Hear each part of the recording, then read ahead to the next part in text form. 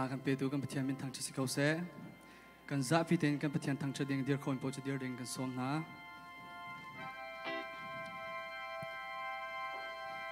tu chun zong oi pa tha hi ga hai vun zo lo kan biak in ado to ke nan thin longa athar cheu theula tia zum na ka nge le kan biak in ado to ban tung te khan do ta kan pathian kan thang chana lai ti mi ka som kan du na kan bible cha pakhatek von rel ta la sam azala leisri ami pakhat le pani ka rel lai. Praise the Lord, all nations. Laud him, all people. For his lovingness is great toward us, and the truth of the Lord is everlasting. Praise the Lord. Boy pa chu thang chadu mi phun vel ten ha te asang big mi thang chat nak pe u lo te minung vel ten ha boy pa chu thang chat nak asang big pe u te aruang chu kan cha adot nak hi angan shin shane ate chun zum ok lak asi nak chu zung zal ina hun cha boy pa chu thang chadu lo te konrel ban tuk te khan pathian ni akan dot cha atu thla rim sima khan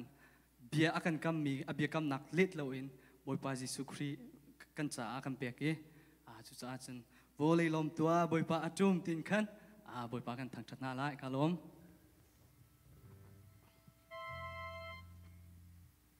Hãy subscribe